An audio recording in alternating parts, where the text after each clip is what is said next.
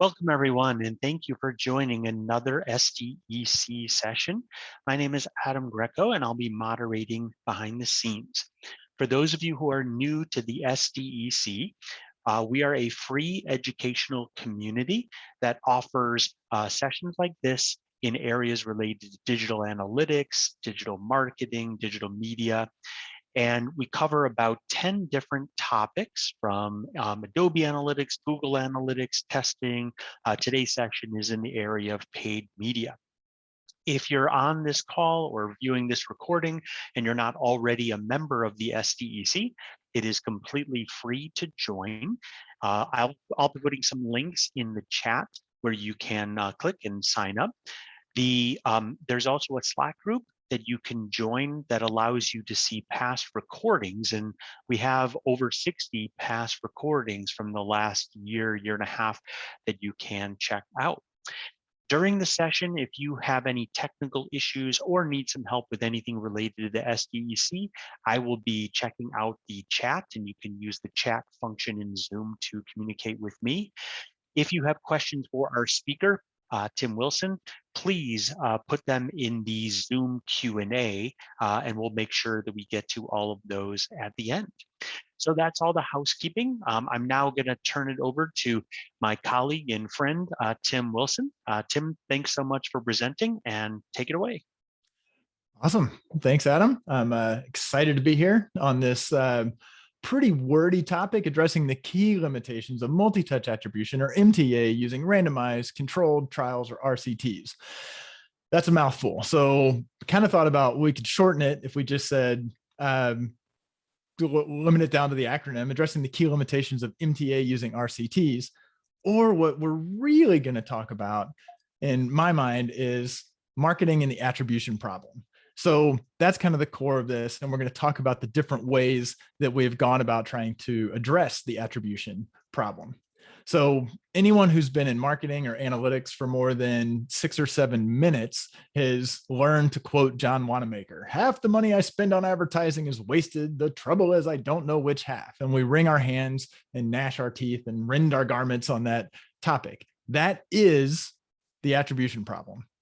Putting a little bit of a finer point on it, when we talk about the attribution problem, we're typically talking about multi-touch attribution. And what is it? It's the attempt to accurately assign value to a channel that we're using to actually market to our customers as we're moving them along the purchase journey to buy our products or our services. So let's kind of start with a quick poll. We've got a handful of polls to try to get some feedback as we go through this. Hopefully you see a poll popped up now, which is asking the question: which of the following paid channels does your organization currently use on a regular basis? And I'm going to kind of watch it and let the popcorn kind of slow down. It's popping. We're going to have a number of polls throughout this session, partly for me to get some feedback on the content and whether it is clear and compelling and is, changing your way of thinking.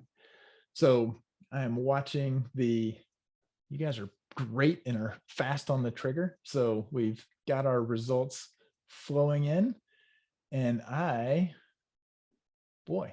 there's still results flowing in. So I am going to go ahead and say we've got enough participation to get a sufficiently representative sample. We'll sample bias of the slow responders, but hopefully you can now see the results.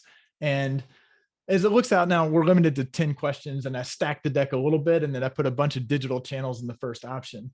But almost everyone is using digital, which is not surprising. So 100% are using paid search, social, and or display. And then we've got mixes across different types of TV, kind of 25%, streaming video, radio. We've got some people doing out of home. So it kind of falls off from that. And granted, I lumped digital together, but really we've seen digital going back 15 or 20 years.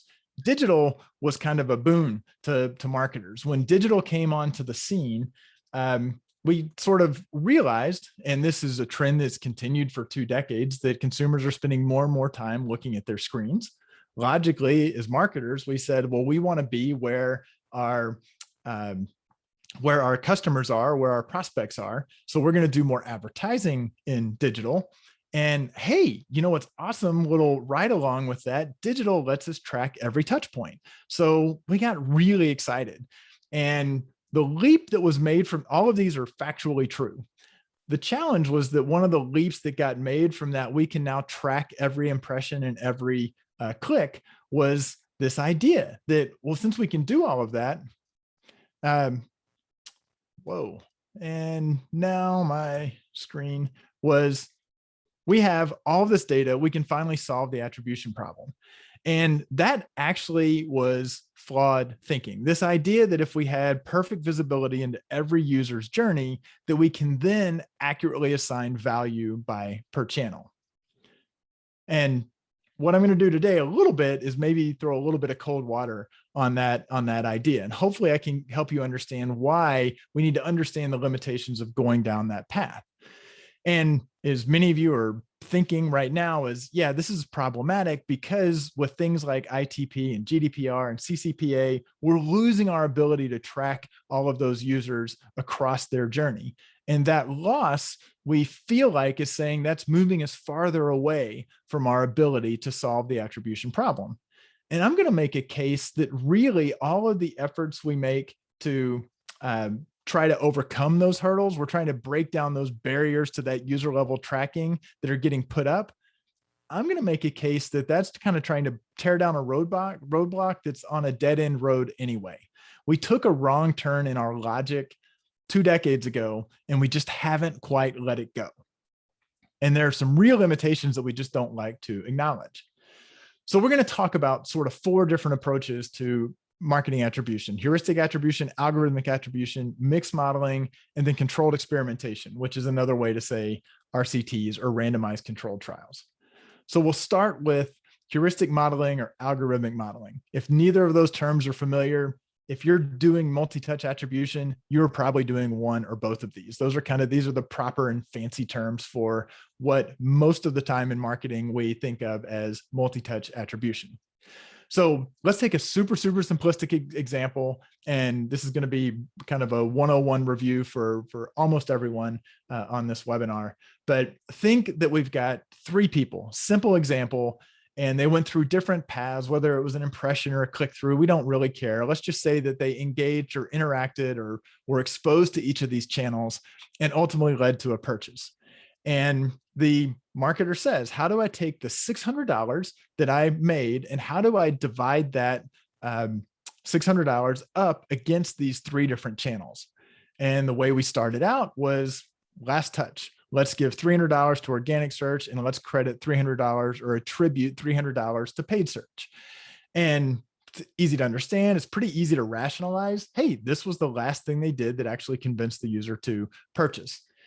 It took 2 or 3 years of this approach before the thought leaders came onto the scene and said, this is a problem.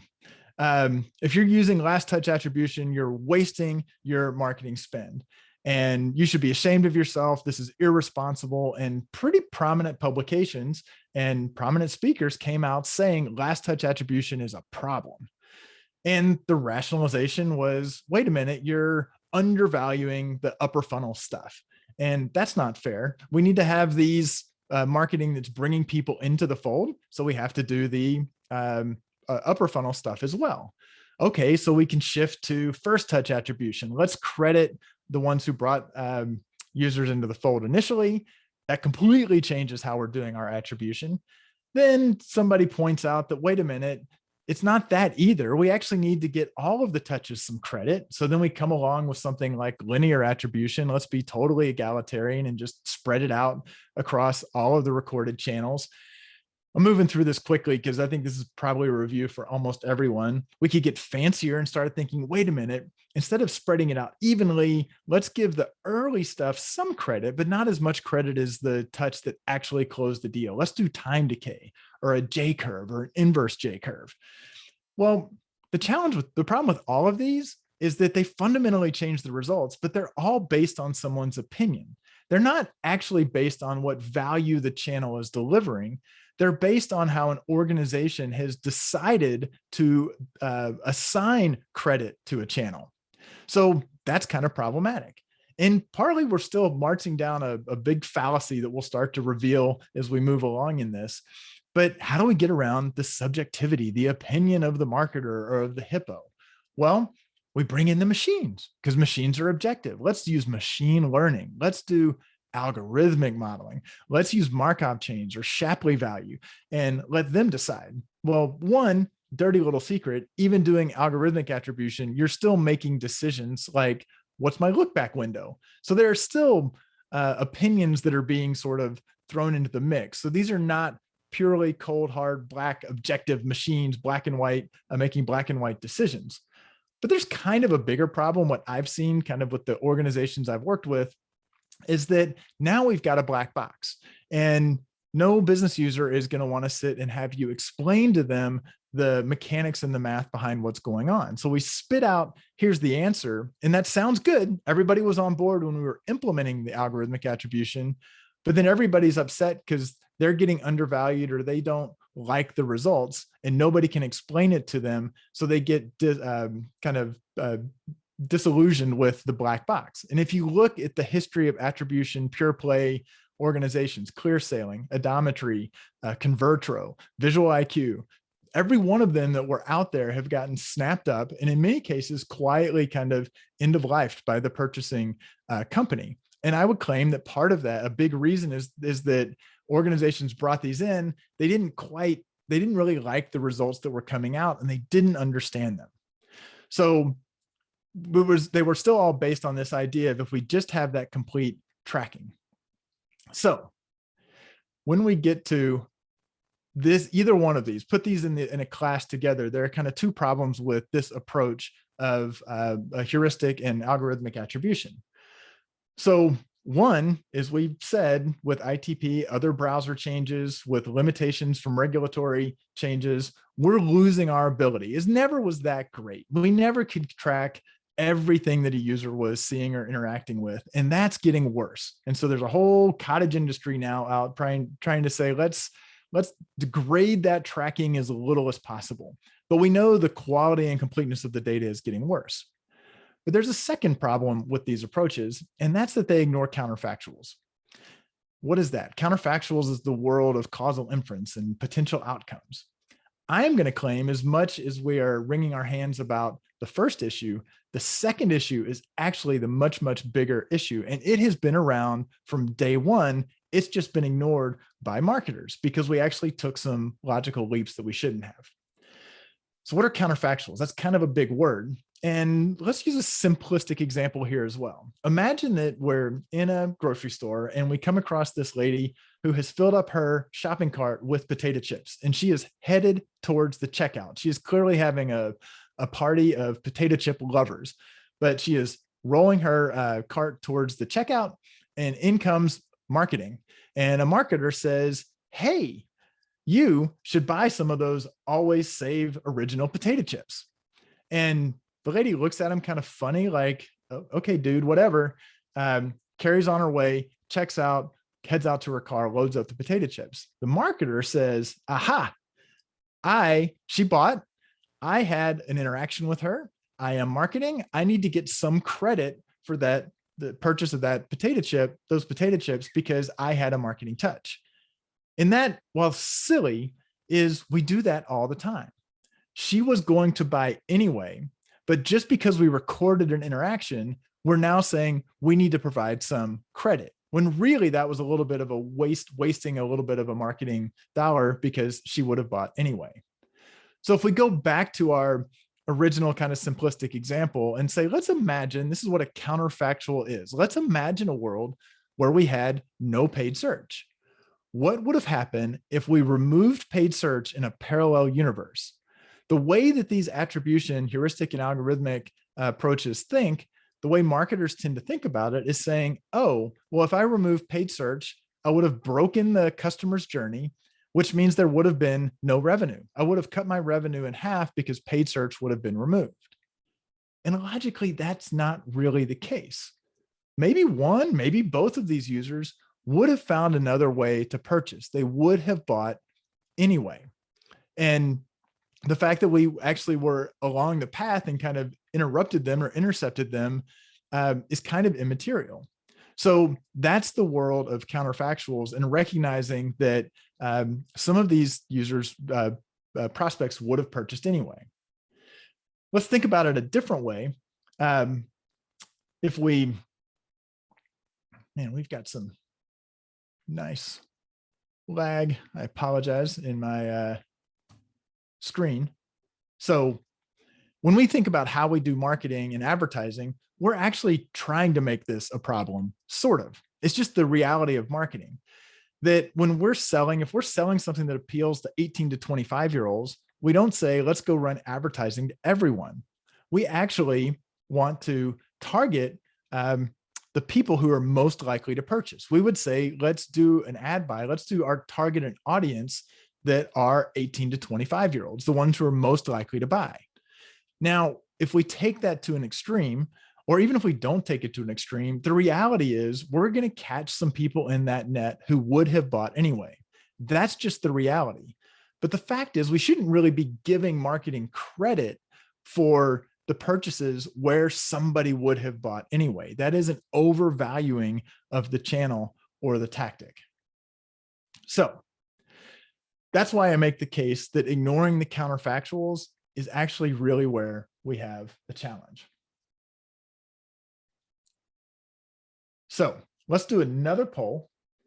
And I am going to ask, was I successful at increasing maybe your anxiety about the attribution problem and maybe the way that you have historically done this?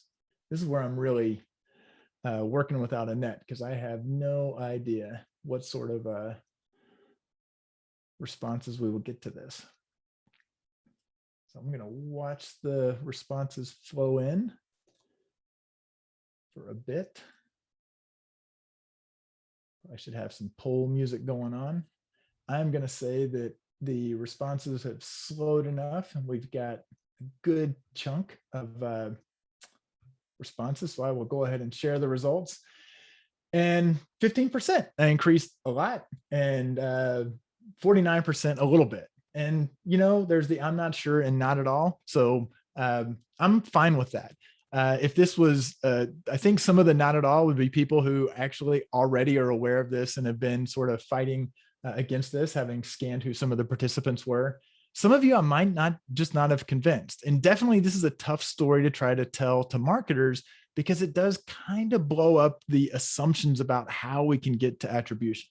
So I'm hoping that you actually think about this, think about these examples. And I'm not really in the business of just raising people's anxiety, but it's certainly something that has raised my anxiety, is that light bulb has kind of gone on with me.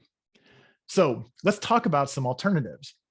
So that's kind of traditional multi-touch attribution. That's kind of considered a bottom-up approach, because it's trying to track every single user and then kind of work up from that to what the actual value being delivered by each channel. If we go in the opposite direction, we've got mixed modeling, which has been around longer than these traditional multi-touch attribution approaches, but it's more of a top-down approach. It's a completely different approach and does not rely on that user level tracking. So it's got a couple of benefits. So we're going to do in hasty succession, we're going to do a third poll, because I am genuinely curious. We've got a pretty good batch of people attending, but I'm curious how many of you actually have in your organization are doing some sort of mixed modeling. I find most people have heard of it, but it's a real, I'd maybe say about a third of our clients that I work with actually do any sort of mixed modeling. I love that we get rapid responses. Now people are realizing I shut off the poll so quickly that they got to move quickly. So in this case, a little over a third or no, or I'd say maybe a little bit over half or no, or I'm not sure. And then we've got the other half that, or another 20% say yes at varying. And then there's some that it's complicated, which is it's just what consultants love, is an it's complicated world. So let's talk about what mixed modeling is, because it actually, what works well about it versus what doesn't is actually kind of good to sort of understand. So I like to just explain mixed modeling as being just kind of like multiple linear regression. So we're going to show some Greek letters here in a minute. Don't worry too much. I'm not going to get super complicated. We're going to do a simplistic view of mixed modeling, but it's valid. It's kind of how mixed modeling works at a very high level. If you think about it, with mixed modeling, it's in the name. We're going to look at the mix, our entire mix. So we take and look at all of the channels that we're operating in. Typically, we pick one metric. Sometimes we can pick spend, but usually it's pick one metric for each channel that is felt to be a reasonable representation of that channel.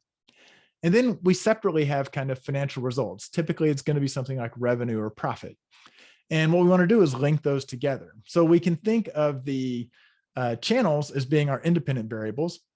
We can look at the revenue or profit or whatever our financial results as a dependent variable. And we say, what do we want to do? We actually want to model them. We want to put them into a model. It doesn't have to be multiple linear regression, but that's a pretty good kind of base place to start. Now, this is kind of presenting it as kind of a, hey, that's simple. Well, we know that getting data from all of those channels can be challenging. Taking into account things like seasonality and varying demand can be challenging. So this is actually pretty hard, pretty complicated. I've never worked with an organization that gets mixed models turned around very quickly and easily. There's almost always a lag. And there's also a lagged effect. We're doing all this marketing. We would expect for the financial results to take a little bit of time to play out, depending on the business. But when we plug all of this in, we wind up with something, and this is kind of a simplified view of kind of a linear regression model. But there are a couple things that are actually pretty nice about this, what they're trying to do. So one, we have a beta naught. That's the intercept. If you're just working with the formula of a line, y equals mx plus b, that's the b. And what that does is actually does something that our multi-touch attribute, our traditional attribution models that we were just talking about, the bottoms-up approaches, this gets around that idea of, or it actually addresses that some people would buy anyway. That's our intercept. That's saying, of all those things that happened, here's what would have happened if none of them existed at all. So that's good. It actually envisions a world where some degree of purchasing would have happened even in the absence of marketing. And then each of our coefficients is basically telling us for each channel, if I increase that metric, whatever metric I use for that channel by 1, this is the amount that we would expect to increase the financial results. And that's really all there is to it. You can start to look at interaction effects and get more complicated, but that's the basic idea. And if it totally works and the model's really solid, then that's really helpful to use, and you can run with that. Now, there is a pretty big wrinkle with mixed modeling, and there are a couple of wrinkles, but the one I mostly want to talk about is that there is an assumption in mixed modeling that there is enough natural variability, because mixed models say, give me all your historical data. There's enough natural variability to detect a significant relationship between the channels and that result. And just relying on having enough variability can be problematic. If you think about trying to do a simple linear regression where your independent variable never changes, and a lot of organizations have fairly steady spending for a channel, even if the dependent variable, my financial results are changing, it's impossible to know which one of these different channels is actually affecting that. Or if you say, well, no, we vary our spend. You know what? We have back to school campaign every year. Demand naturally increases for our products. Great. We also do a campaign where we increase our spend in all of our channels. So it makes sense that now we're kind of mashing a bunch of things together at once and trying to figure out, well, which one of these channels is actually impacting which part of the financial results to what extent. Really tough. So now we'll still get an answer. We will always get a model back. It's just, we might have lots of things that aren't even close to being statistically significant, but that gets ignored. If you can throw complete noise into a model, you will still get an equation back, and the statistician or the data scientist will say, well, there's no validity in this model whatsoever, but here it is. We still have those coefficients, and boy, marketers will run with them because they'll say, well, that's the best we've got. So what would be better? Well, honestly, would be better would be get a monkey drunk and say, you know what? Let you control the spend. knock yourself out, change things all over the place. Now we'll have a lot of variability in our spend, and we actually have better data for building a model. But that can't possibly be right either, right? We don't want to just randomly change our spend, even though it would give us better data. So what if instead we said, let's vary that spend deliberately so that we are both achieving the near-term results based on what we think works, but we're also collecting data in a way that actually we can actually get some really good information about the impact of each channel. And that is essentially designing an experiment. So this is kind of an example of the cost of data, because we're saying, let's do something differently, not just storing data or capturing data. Let's actually spend our dollars, our media dollars, in a different way so that we can actually incur a little bit of cost to make sure we're capturing data that we can use more effectively. So here's the question of, did I actually maybe introduce a little bit of distrust when it comes to media mix modeling? See where we go. Zipping along with responses flowing in. Just tough. A lot of people haven't been exposed to it, and I'm kind of dissing it right out of the gate. And I'm not a complete anti-mix modeling. I think it's just important to understand the limitations. So things have slowed enough. I'm going to go ahead and end the poll and share the results. So about half, I kind of said, how much do you trust it? It's a little bit. And there are a few people, I still trust them a lot. But then we've got, about 40% who are not sure, have no opinion, or not at all. So I didn't fully convince you that mixed modeling is problematic, which is fine. So let's move then to our final bucket. So if we're starting to vary our spend with some intentionality, we're kind of designing an experiment. We're getting into controlled experimentation, a randomized controlled trial. So what is an RCT? Well, it goes by many, many different names. An A/B test is an RCT. Clinical trials are an RCT. Field experiments are an RCT. So what is it really? It's a type of scientific experiment where we're trying to reduce certain sources of bias to test the effectiveness of new treatments, to the effectiveness of any treatment. And we do that by randomly allocating subjects to 2 or more groups, treating them differently, and then comparing them with respect to a measured response. The critical word in a randomized controlled trial is that R, the randomized part. It does all sorts of kind of wonderful, magical things. So A/B testing on a website is a type of an RCT. We have 2 different versions of an experience. We flip a coin. This is where, like, sample ratio mismatch, if there's a problem with SRM, it means that you might not have random assignment of the treatment, and all sorts of things get really messy. But if we've done truly random assignment, we get maybe 2 different conversion rates if that's our outcome of interest. And we can then make inferences and say, look, we controlled for everything. So really we can point to the causality of one experience versus the other, what the incremental difference is. When we can think of RCTs as doing those for paid media, where maybe what we want to do is test what is the impact of exposing to display versus not exposing to display. Well, that random assignment gets tougher because we can't just roll out our paid media and say, let's show it to some and not show it to others, and then follow that person all the way through and see if they converted or not. We've lost that trackability, but we can change our unit of analysis. We could say, let's do display in certain DMAs and not do display in other DMAs. As long as we're really diligent about randomly assigning which DMAs get display or don't, or it could be zip code, and it doesn't have to be geography, but that's what works well for TV, for display, for a lot of paid media.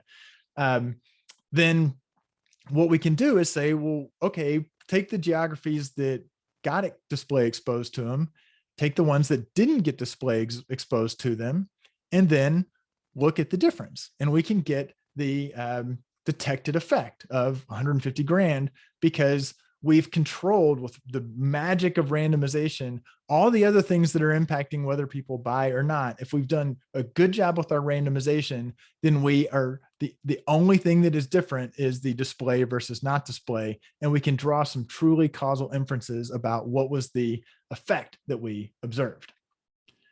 So there are lots of ways to go into the design.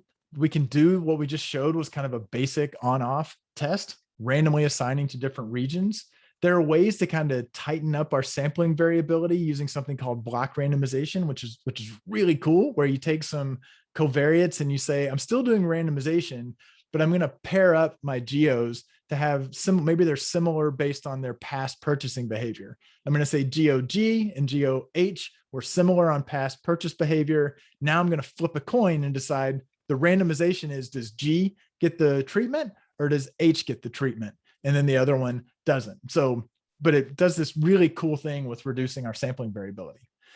We doesn't have to be just an on-off. We can test kind of multiple levels. We can say we want to test 2 channels and we want to look at a couple of different messages.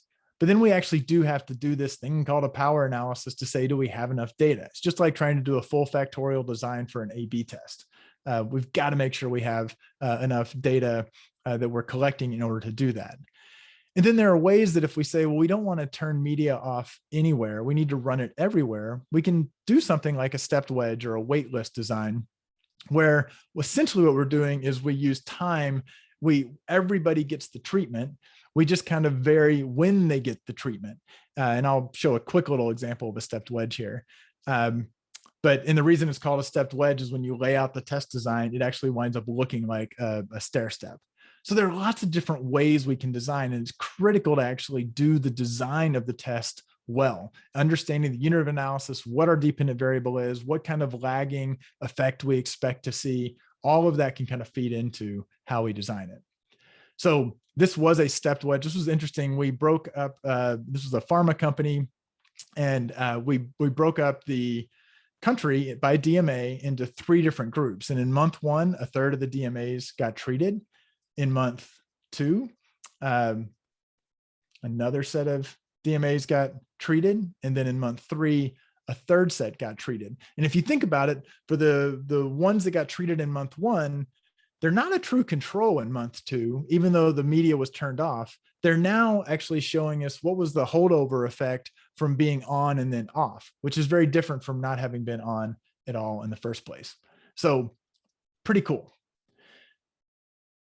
So the key here, and we've had people this is very much another sort of top-down approach. It does not rely on user level tracking, because we're using a unit of analysis where we know that our outcome variable, we can look at revenue by DMA, and we can control our treatment by DMA, or whatever that by zip code, can be by anything. It can be by user, but it's not required. So there is no sort of privacy or tracking blockers involved if we're doing an RCT where we're using a different factor for our unit of analysis.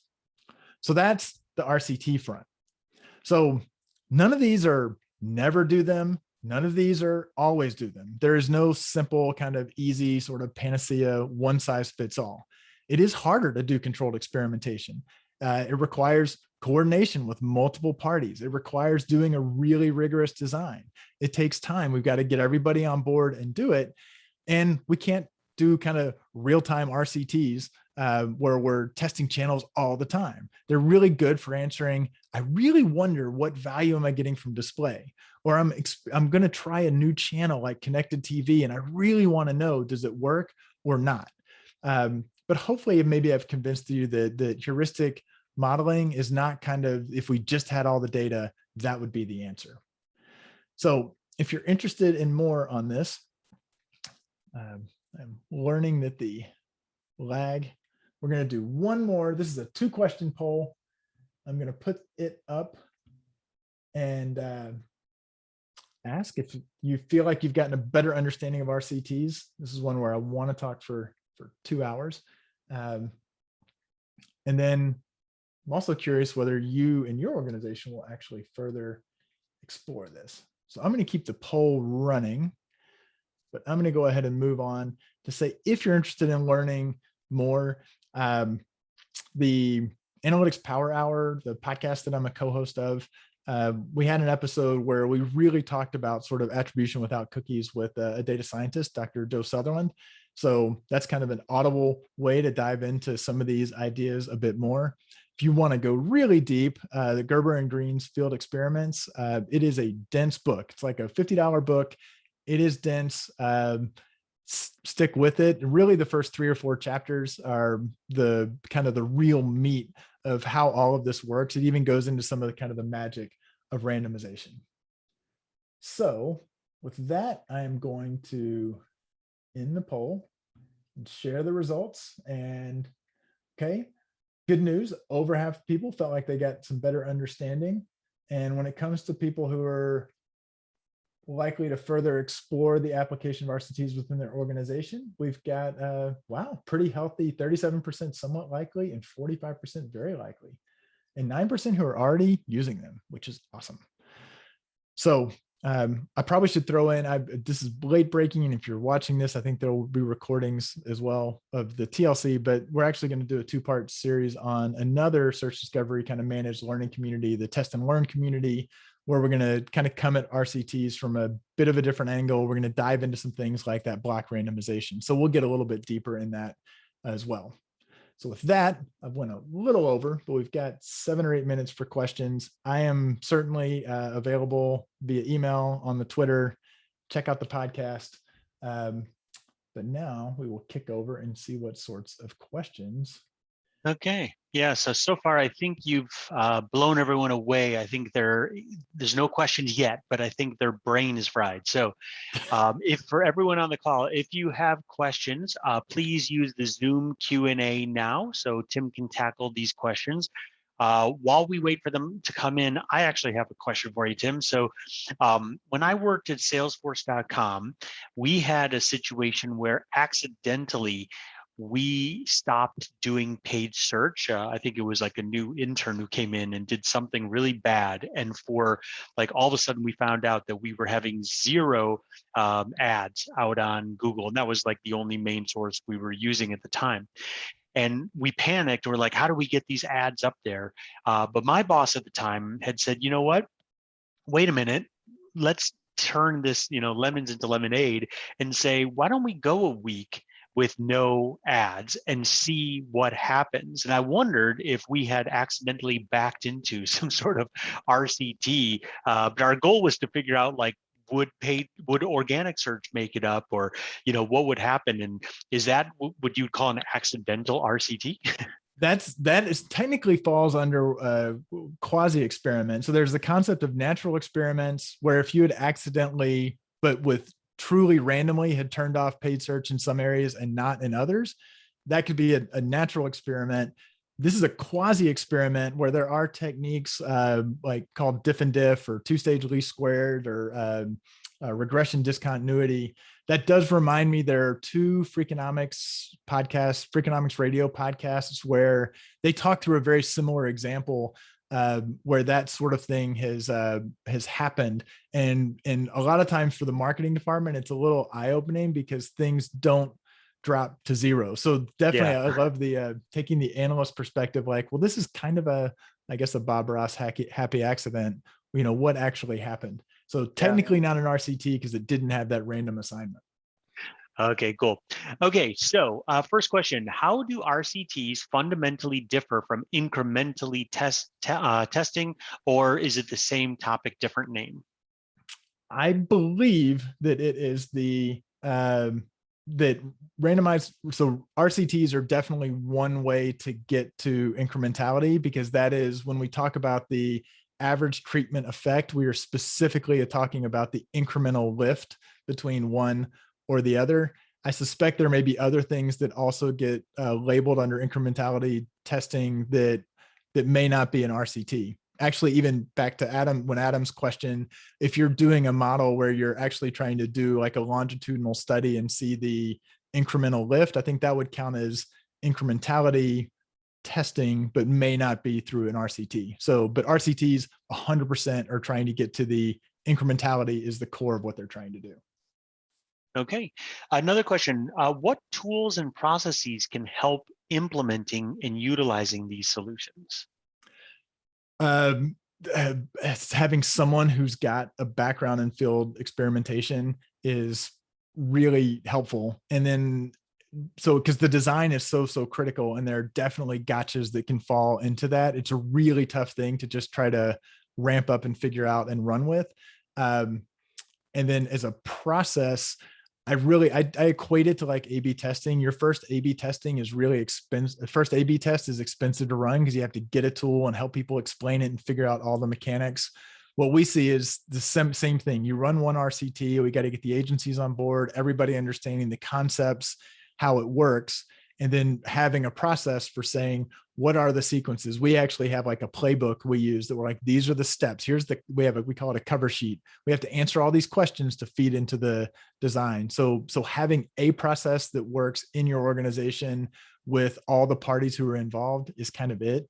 Tools wise, it's a little tougher because it's, I don't know that we'll ever get to where they're really kind of plug and play tools. Okay, another question. This seems to be applicable to B2C brands with retail and e-commerce sales. How applicable is it to B2B brands, especially when the customer journey can include digital, in-person events, telesales, et cetera?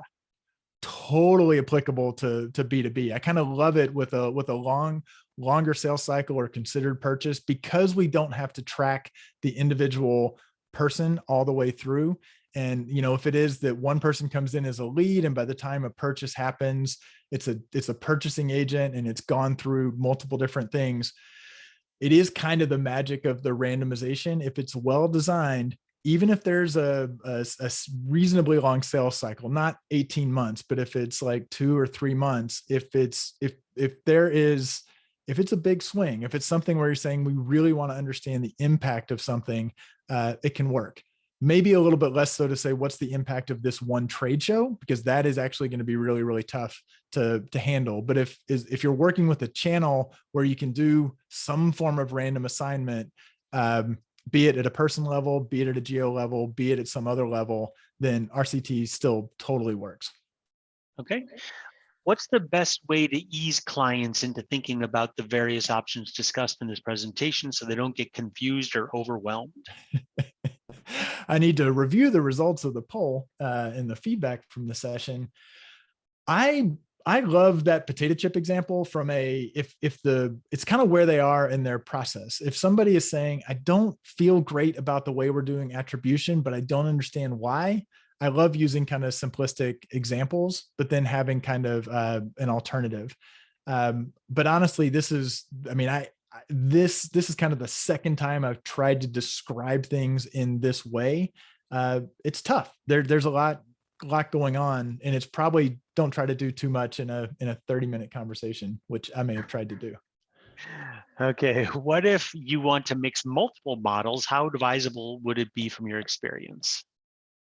This is something I've got as a theoretical, but haven't actually. I would love to take do an RCT around a channel or a couple of channels of real heavy interest and compare those to what like a mixed model actually the output is, because I do think there's value in saying, let's use the RCT to validate for specific channels what our mixed model, or even potentially what our heuristic attribution model is saying. If we actually get an RCT that says this is the value that we got from paid search, and then we go and look at what our last touch attribution heuristic model, and it's within the same ballpark, that might be a good signal to say, let's do a couple more RCTs to really validate that. But we may have a much more timely proxy measure that we can use for optimization. Maybe. I haven't ever actually gotten to a point where I've managed to try that out, but I love the idea of trying to get to something that's kind of cheaper and more timely using something that's answering the big questions.